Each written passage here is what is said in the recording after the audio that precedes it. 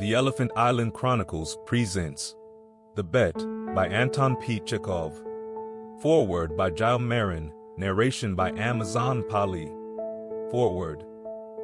Anton Chekhov's The Bet is a timeless exploration of human nature, philosophical inquiry, and the eternal quest for meaning. Written in 1889, this short story continues to resonate with readers for its profound insights into the human condition and the value we place on life, freedom, and material wealth. Set against the backdrop of a wager between a wealthy banker and a young idealistic lawyer, The Bet unfolds as a narrative rich in intellectual and emotional depth. The story challenges us to consider the true worth of human existence and the transformative power of knowledge and introspection. Through the lawyer's 15 years of voluntary isolation, Chekhov delves into the complexities of solitude and self-discovery, revealing how a journey inward can lead to profound revelations about the world and our place within it. Chekhov's masterful storytelling is evident in his ability to weave a narrative that is both succinct and layered with meaning. Though rooted in the specific cultural and social milieu of late 19th century Russia, his characters embody universal themes that transcend time and place.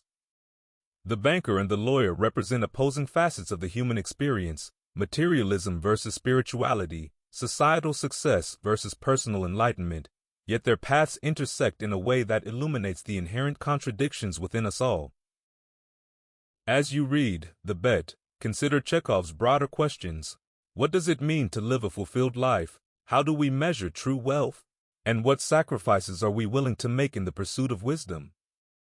With its enduring relevance, this story invites us to reflect on our values and choices, challenging us to look beyond the superficial and seek deeper understanding. In the tradition of great literature, The Bet offers no easy answers but instead provides a mirror through which we can examine our own beliefs and motivations. It is a narrative that compels us to engage with the essential questions of existence, making it a work of enduring significance in the literary canon. As you explore this remarkable story, may you find yourself drawn into its philosophical depths and inspired to contemplate the true nature of freedom, knowledge, and the human spirit. Top of form. Giles Marin.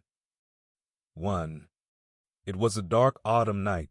The old banker was pacing from corner to corner of his study, recalling to his mind the party he gave in the autumn 15 years before. There were many clever people at the party and much interesting conversation. They talked among other things of capital punishment. The guests, among them not a few scholars and journalists, for the most part disapproved of capital punishment. They found it obsolete as a means of punishment, unfitted to a Christian state, and immoral.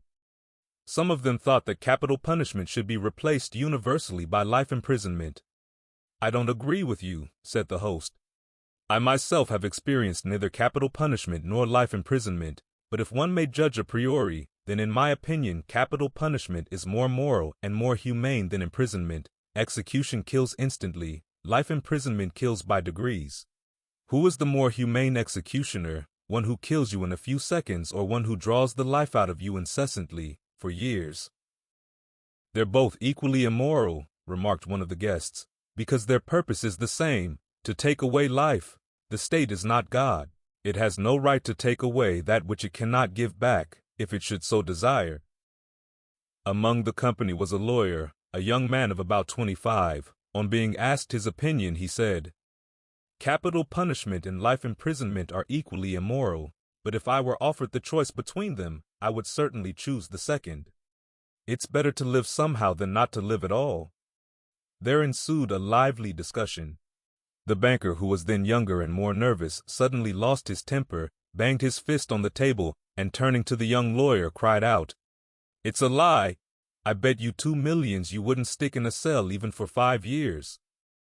"If you mean it seriously," replied the lawyer, "then I bet I'll stay not 5 but 15. 15. Done!" cried the banker. "Gentlemen, I stake 2 millions. "Agreed." "You stake 2 millions, I my freedom," said the lawyer.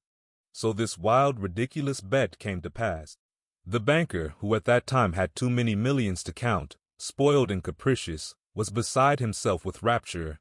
During supper he said to the lawyer jokingly, "Come to your senses, young roan, before it's too late. 2 millions are nothing to me, but you stand to lose 3 or 4 of the best years of your life. I say 3 or 4 because you'll never stick it out any longer. Don't forget either, you unhappy man, that voluntary is much heavier than enforced imprisonment.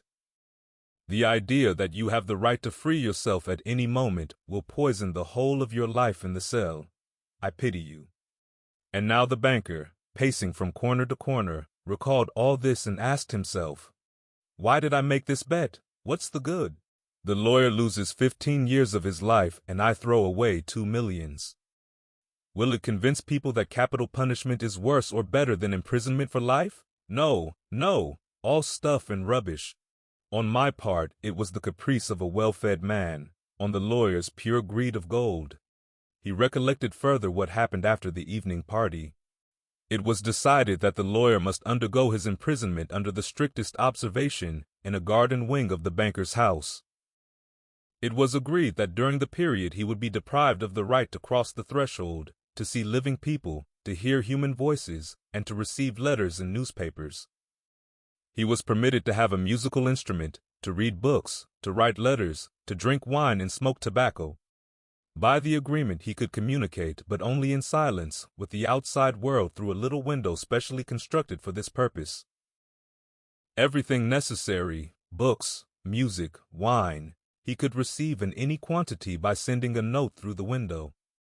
The agreement provided for all the minutest details, which made the confinement strictly solitary, and it obliged the lawyer to remain exactly 15 years from 12 o'clock of November 14, 1870, to 12 o'clock of November 14, 1885. The least attempt on his part to violate the conditions, to escape if only for 2 minutes before the time, freed the banker from the obligation to pay him the 2 millions. During the first year of imprisonment, the lawyer, as far as it was possible to judge from his short notes, suffered terribly from loneliness and boredom. From his wing day and night came the sound of the piano. He rejected wine and tobacco. "Wine," he wrote, "excites desires, and desires are the chief foes of a prisoner. Besides, nothing is more boring than to drink good wine alone, and tobacco spoils the air in his room."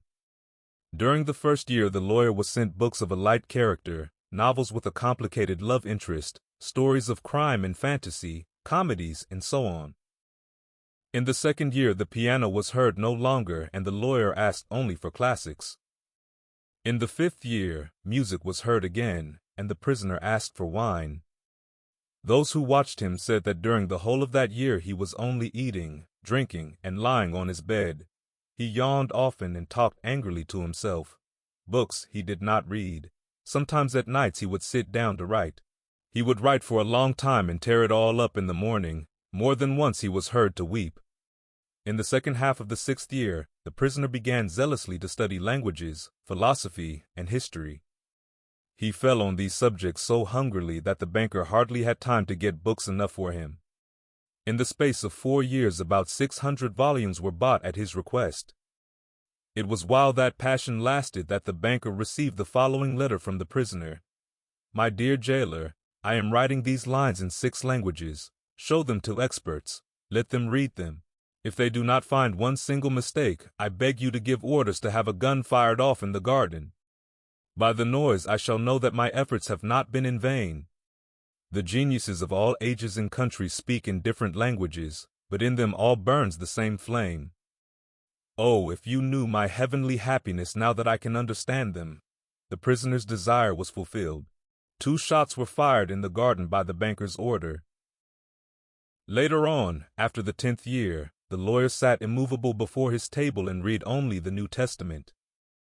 The banker found it strange that a man who in 4 years had mastered 600 erudite volumes should have spent nearly a year in reading one book, easy to understand and by no means thick. The New Testament was then replaced by the history of religions and theology. During the last 2 years of his confinement, the prisoner read an extraordinary amount, quite haphazard.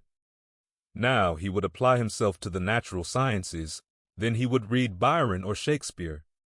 Notes used to come from him in which he asked to be sent at the same time a book on chemistry, a textbook of medicine, a novel, and some treatise on philosophy or theology. He read as though he were swimming in the sea among broken pieces of wreckage, and in his desire to save his life was eagerly grasping one piece after another. EWP. The banker recalled all this and thought, tomorrow at 12 o'clock he receives his freedom. Under the agreement, I shall have to pay him 2 millions. If I pay, it's all over with me. I am ruined forever. 15 years before he had too many millions to count, but now he was afraid to ask himself which he had more of, money or debts. Gambling on the stock exchange, risky speculation, and the recklessness of which he could not rid himself even in old age, had gradually brought his business to decay, and the fearless, self-confident, proud man of business had become an ordinary banker, trembling at every rise and fall in the market. That cursed bet, murmured the old man, clutching his head in despair. Why didn't the man die? He's only 40 years old. He will take away my last farthing, marry, enjoy life, gamble on the exchange, and I will look on like an envious beggar and hear the same words from him every day. I'm obliged to you for the happiness of my life. Let me help you. No, it's too much. The only escape from bankruptcy and disgrace is that the man should die. The clock had just struck 3. The banker was listening. In the house everyone was asleep, and one could hear only the frozen trees whining outside the windows. Trying to make no sound, he took out of his safe the key of the door which had not been opened for 15 years, put on his overcoat, and went out of the house. The garden was dark and cold. It was raining. A damp, penetrating wind howled in the garden and gave the trees no rest. Though he strained his eyes, the banker could see neither the ground, nor the white statues, nor the garden wing, nor the trees. Approaching the garden wing, he called the watchman twice. There was no answer. Evidently, the watchman had taken shelter from the bad weather and was now asleep somewhere in the kitchen or the greenhouse. If I have the courage to fulfill my intention, thought the old man, the suspicion will fall on the watchman first of all. In the darkness he groped for the steps in the door and entered the hall of the garden wing, then poked his way into a narrow passage and struck a match. Not a soul was there. Someone's bed, with no bedclothes on it, stood there, and an iron stove loomed dark in the corner. The seals on the door that led into the prisoner's room were unbroken. When the match went out, the old man, trembling from agitation, peeped into the little window. In the prisoner's room a candle was burning dimly. The prisoner himself sat by the table. Only his back, the hair on his head, and his hands were visible. Open books were strewn about on the table, the 2 chairs, and on the carpet near the table. 5 minutes passed, and the prisoner never once stirred. 15 years' confinement had taught him to sit motionless. The banker tapped on the window with his finger, but the prisoner made no movement in reply. Then the banker cautiously tore the seals from the door and put the key into the lock. The rusty lock gave a hoarse groan and the door creaked. The banker expected instantly to hear a cry of surprise and the sound of steps. 3 minutes passed, and it was as quiet inside as it had been before. He made up his mind to enter. Before the table sat a man, unlike an ordinary human being. It was a skeleton, with tight-drawn skin, with long curly hair like a woman's, and a shaggy beard. The color of his face was yellow, of an earthy shade. The cheeks were sunken, the back long and narrow, and the hand upon which he leaned his hairy head was so lean and skinny that it was painful to look upon. His hair was already silvering with gray, and no one who glanced at the senile emaciation of the face would have believed that he was only 40 years old.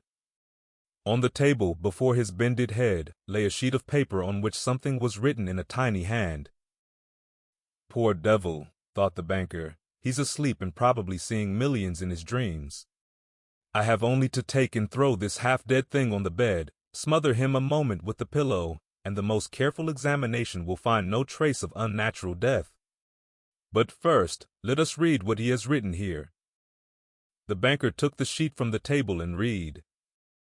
Tomorrow at 12 o'clock midnight, I shall obtain my freedom and the right to mix with people. But before I leave this room and see the sun, I think it necessary to say a few words to you. On my own clear conscience and before God who sees me, I declare to you that I despise freedom, life, health, and all that your books call the blessings of the world. For 15 years I have diligently studied earthly life. True, I saw neither the earth nor the people, but in your books I drank fragrant wine, sang songs, hunted deer and wild boar in the forests, loved women. And beautiful women, like clouds ethereal, created by the magic of your poet's genius, visited me by night and whispered to me wonderful tales, which made my head drunken. In your books I climbed the summits of Elbrus and Mont Blanc and saw from there how the sun rose in the morning and in the evening suffused the sky, the ocean, and the mountain ridges with a purple gold. I saw from there how above me lightnings glimmered cleaving the clouds. I saw green forests, fields, rivers, lakes, cities. I heard sirens singing and the playing of the pipes of Pan. I touched the wings of beautiful devils who came flying to me to speak of God. In your books I cast myself into bottomless abysses, worked miracles, burned cities to the ground, preached new religions, conquered whole countries. Your books gave me wisdom. All that unwearying human thought created in the centuries is compressed to a little lump in my skull. I know that I am cleverer than you all. And I despise your books, despise all worldly blessings and wisdom. Everything is void, frail, visionary, and delusive as a mirage. Though you be proud and wise and beautiful, yet will death wipe you from the face of the earth like the mice underground, and your posterity, your history, and the immortality of your men of genius will be as frozen slag, burnt down together with the terrestrial globe. You are mad and gone the wrong way. You take falsehood for truth and ugliness for beauty. You would marvel if suddenly apple and orange trees should bear frogs and lizards instead of fruit, and if roses should begin to breathe the odor of a sweating horse. So do I marvel at you, who have bartered heaven for earth. I do not want to understand you. That I may show you indeed my contempt for that by which you live, I waive the 2 millions of which I once dreamed as of paradise, and which I now despise. That I may deprive myself of my right to them, I shall come out from here 5 minutes before the stipulated term, and thus shall violate the agreement. When he had read, the banker put the sheet on the table, kissed the head of the strange man, and began to weep. He went out of the wing. Never at any other time, not even after his terrible losses on the exchange, had he felt such contempt for himself as now. Coming home, he lay down on his bed, but agitation and tears kept him a long time from sleeping. The next morning the poor watchmen came running to him and told him that they had seen the man who lived in the wing climb through the window into the garden. He had gone to the gate and disappeared. The banker instantly went with his servants to the wing and established the escape of his prisoner. To avoid unnecessary rumors, he took the paper with the renunciation from the table and, on his return, locked it in his safe. The end. From all of us here at the Elephant Island Chronicles, we hope you have enjoyed this classic short story by Anton P. Chekhov. Until next time, stay curious.